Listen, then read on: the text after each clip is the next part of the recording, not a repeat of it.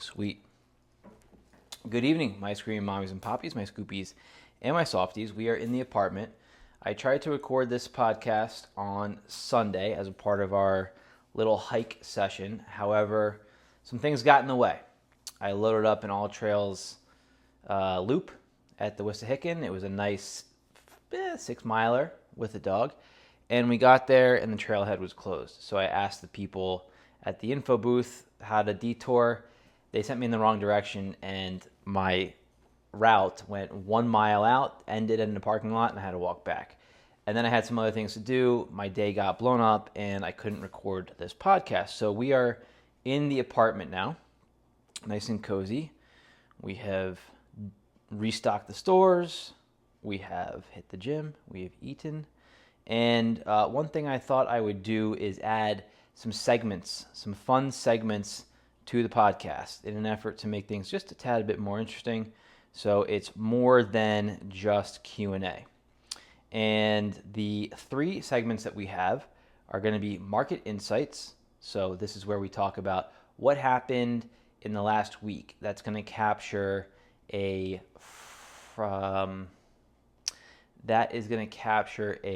Friday to Friday pretty much every week. And then we're going to do fun facts. These are facts that I have heard through listening to podcasts, and then we're going to dive into your questions. We have no coffee, but the coffee would have been on the trail. Screw it. Actually, I'm sorry. Let's restart. There are 4 segments. We got the coffee segment where I brew the coffee, tell you about it, market insights, fun facts, then questions. But because it's late, it's 9:03, we're going to forego the coffee and dive straight into market insights. So this past week ranks 12th out of 36 weeks so far this year in terms of gross sales, which I think is pretty strong considering it's October and we are starting to see the off season. It's in the distance. I can see it, and we are still holding strong with the 12th highest grossing week. So the upper third. Sales are down over the prior week. So 6.96% down over 2 weeks ago. Transactions are down 9.11% over last week, for prior week. Our average order value is up 2.36%. What does that tell us? I think the 2.36% average order value is kind of negligible. What that would indicate is that people are maybe picking up more pints with their transactions, which tends to happen in the off season. They want to grab something while they're there, to eat while they're there, but also to bring something home in the event it gets cold or whatever. So potentially, I would like to see that trend up a little bit more before I make that call. Soft serve was the top category. So if we look at all of our categories, we have soft serve, scoops, pints, and novelties. These are our main 4 categories that we track. And soft serve, no surprise, was the top category. Soft serve outsold scoops 1.7 to 1 across both stores. And if we drill down to each store, it's not too different. It's going to be 1.6 to 1 in Fishtown and 1.8 to 1 in Rittenhouse. So that's soft serve to scoops. Our top 3 selling pints were Birthday Blastitron, Red Velvetron, and Beach Treat 2.0. I'm not surprised by the birthday cake and the red velvet pints, but Beach Treat does surprise me. It's not the most complex, but I think it hits all the notes. It's basically a chipwich in a pint, and that is delicious. All right, we're going to dive into fun facts. This is interesting. I was listening to a podcast about elevators, and up until the elevator was invented, the top floors of buildings were the cheapest real estate. Then, for obvious reasons, because nobody wants to do, everything was walk-ups. Nobody wants to walk up 5, 6, 7 flights.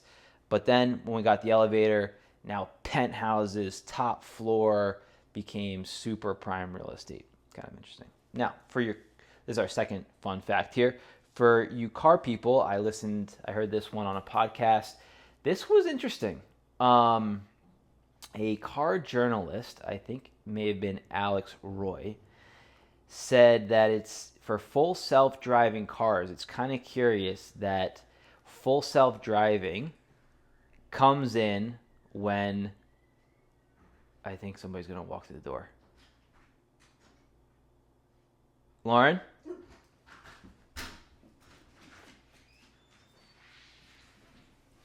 Okay. So full self-driving comes in when we are paying attention the most. That's currently how it's set up. As soon as you take your hands off the wheel, take your eyes off the road, hop in the passenger seat, full self-driving turns off. But like, if you think about it, shouldn't full self-driving initiate when we are not paying attention, when we fall asleep at the wheel, when we are distracted? I kind of agree. I think he has a very interesting point. So those are my two fun facts for you. Questions. All right, so we're going to dive into our question segment. Relatively short. So the first one, oh, you know what? Hold on. Because I wrote all these down in notes, in the Notes app, in the event that I was off grid, but I didn't write down everyone's name, so I do want to give credit to everyone who asked their questions. Give me 1 second. All right, sweet. So the first one is from Morgan Spring 1. What did you do for work before 1900? Before 1900 Ice Cream, I used to run an underground restaurant out of my apartment called Boku Supper Club. The Instagram is still alive, so if you want to take a look at what that looked like, you can go to Boku Supper Club, BOKU SUPPERCLUB. If you want to go before that, I had a screen printing shop out of college. So I screen printed, then I started this underground restaurant, and then ice cream. Great question. And Ambrose, will you ever stop making ice cream? Interesting question. I think let's reframe that. Today, I don't make the ice cream anymore. I have employees at the factory who spin all the ice cream. I come up with all the creative and all the flavors, but they're the ones who are actually making it. At the scoop shops, we have employees who are making all the mix. So I'm more like the offensive coordinator. I'm calling the plays, but I'm not running them on the field. If you want to extrapolate this question, will I always be in 1900 or running 1900? I think for the foreseeable future, there would have to be a really big event where we get acquired for me to step down. But I think for the foreseeable future, you will see me running 1900 Ice Cream. Okay. Erica's pad, relationship status. Literally asking for a friend. I am not single. Abby Nose. How do you eat so much pizza and not get tired of it? Well, fun fact, I have been on a pretty strict calorie counting diet since July. I did hard 75 and then have kind of continued it, and I don't eat the pizzas. I freeze them and I give them to friends. Every once in a while, if I did really well with my diet all week on Sunday, I'll hit a little cheat, but it's rare that I eat them. Bevy HV, top 3 pizza books. Well, I don't want to come off as the pizza guy, because I'm still learning myself. But some books that I don't even think I have read 3 pizza books. I would say Pizza Camp by Bedia is a really good book because it's very approachable and it produces an awesome dough. I really like that dough, and if you apply it to really good technique, you get phenomenal pizzas.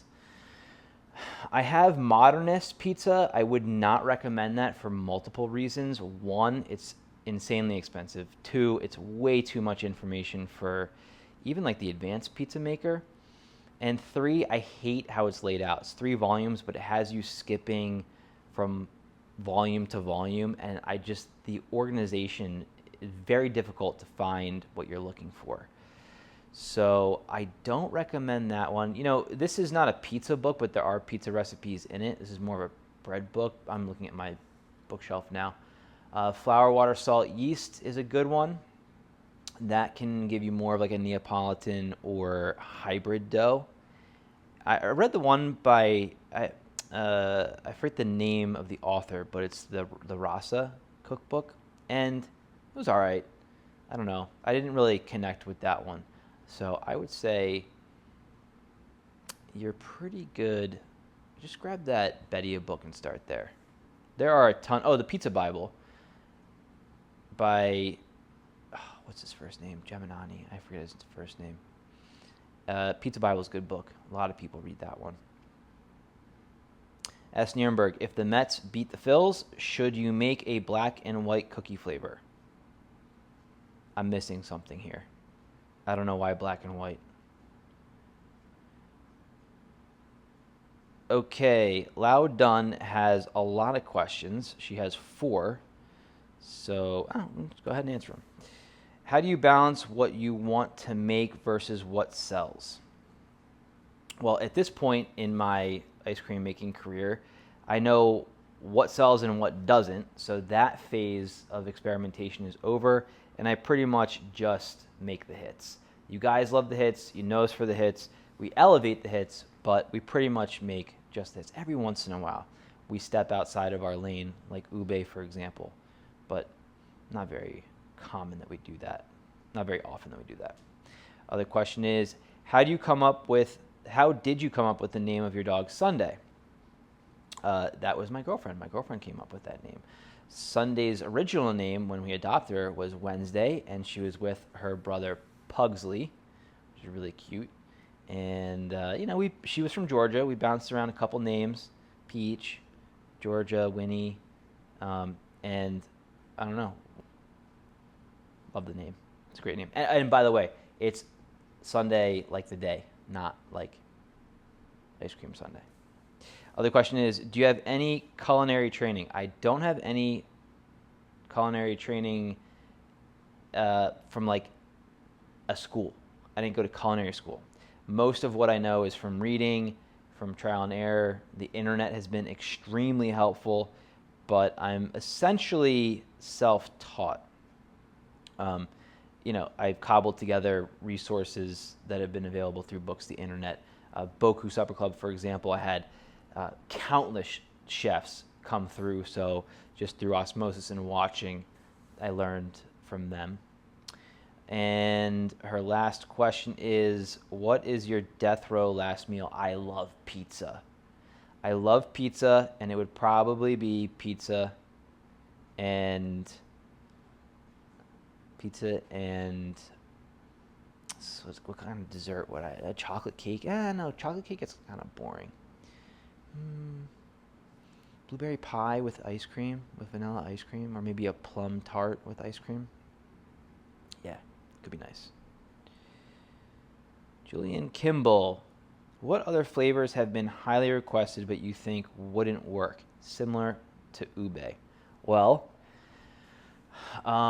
we have done almost everything that most people have requested that have been kind of oddball outside of our lane, like ube. We've done matcha, which was highly requested. We have done Thai tea, but Thai tea wasn't highly requested. We just did it. I would say ube is like the most requested outside of when it gets seasonal. When people ask for pumpkin, we were going to do pumpkin anyway. So, whatever. Pipe dope, what keeps you going? Well, I can't stop. I run an ice cream company, and it's what pays my bills. It's my livelihood.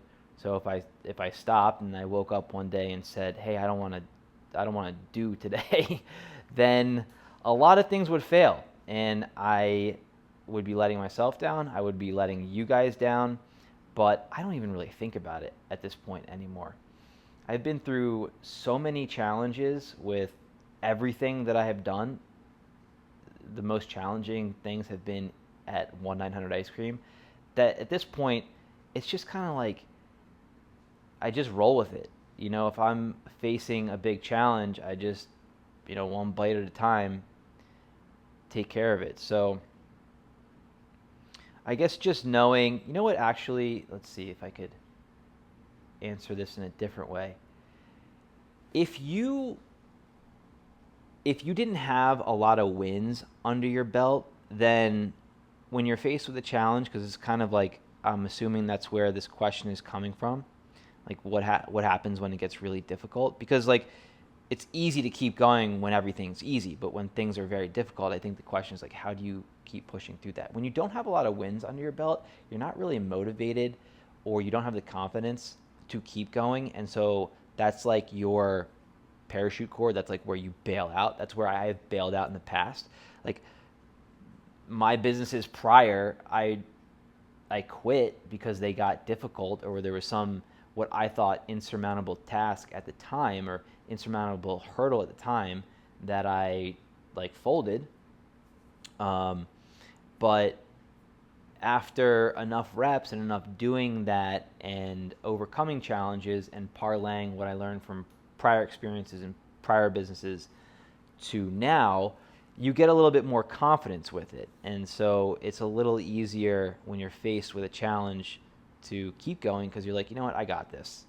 This sucks, this is difficult, but I've been here before and I've gotten myself out of it. I didn't die. The world is still turning. So I think it's a combination, if I could just kind of tie it in a bow, a combination of like, I have to do this because it's my livelihood.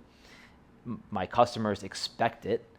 And also, I'm not afraid of the challenges that I do face. LMW215, favorite spot in the Wissahickon. I am still learning the Wissahickon. I've only been out probably like 5 times.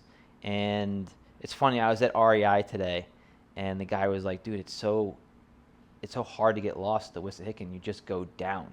And I guess what he was saying is the Wissahickon's kind of like a rim, and all the trails, if you just keep on going down, will lead to Forbidden Drive. So I don't know. I haven't really found my favorite spot in the Wissahickon, and I'll be honest with you, I'm a little bit sour on it because of all the construction and the all trails that I pull up, I can't access when I actually get there. Excuse me. Oh, this Instagram handle is most interesting cats in the... it's too long for this, but anyway... Will you ever bring back 1-900 side piece? Okay, so for those who don't know, I had this Instagram account, separate Instagram account called 1-900 side piece, and it was capped at 1,000 followers. When somebody dropped off, I would DM the next person in chronological order, and they could hop in to, or I guess I would just, it was a private group, so I would just accept their request to come in. It was a private page. I forget honestly how it worked. And, I shared behind the scenes content, bonus content. I gave away a lot of fun stuff like, mugs, plants, just stuff I had laying around, do like fun little contests. If I went up to New York, I would go to like a vintage shop and grab like a cool crew neck and give it away. It was a fun idea, but like a lot of things I do, not scalable and not manageable. They're really fun in the moment, and I think they're cool, but then once I start getting into it, they are just like very difficult to run. So I did have to close that down. And then later we had the ONLYGRAMS because Instagram rolled out a subscription service so you could have exclusive content. I did that for a while, but honestly, people paying like $1.99, which is the smallest amount you could pay for a subscription on Instagram, and I just felt like I was not offering anything of extra value to these people, so I shut it down, and now we just have 1-900 Ice Cream. Stuff like this is accessible to everybody. It's not paid content. There's no special content. Everybody gets all the same stuff. Loud done. What is the best slash worst part about running your own business? The hardest or worst part is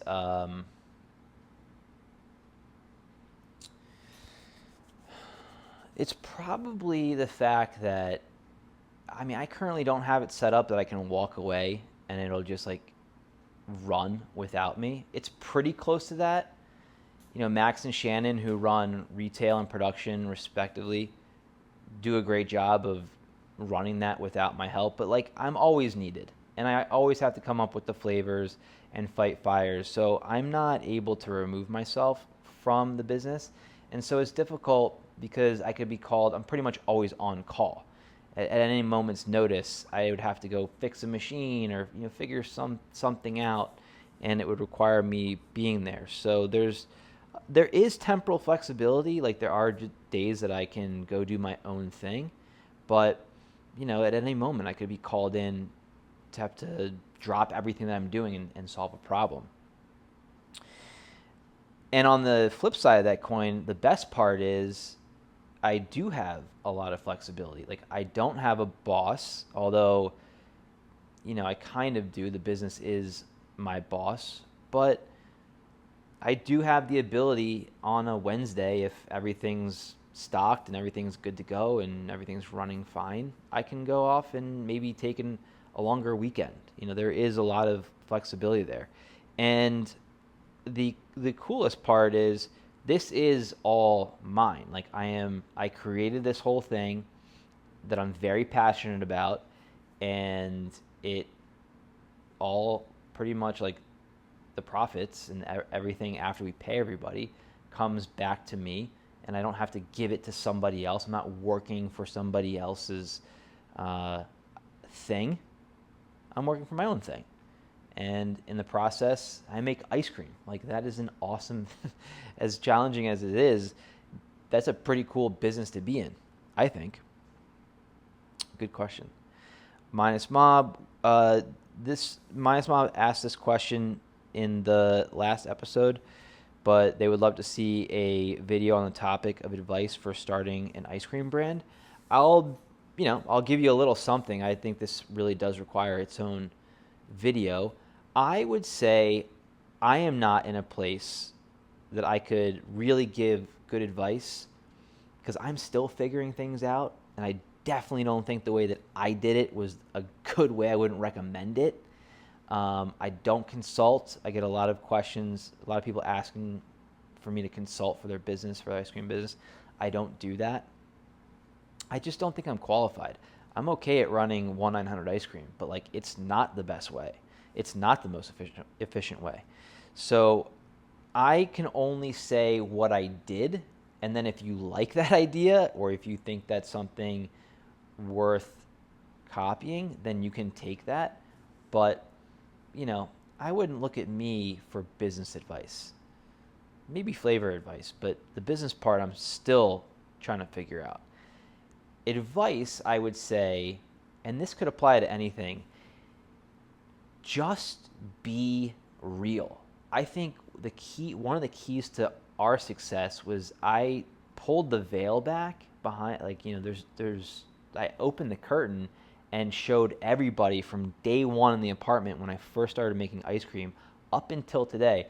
I mean, I don't think there's more than 20 days in the past 5-6 years that I haven't recorded on the stories. And you're able to connect with the people that make it. Like, the people that are behind the product that you pay for and the business you support, personally. And I think there's a lot of value in that.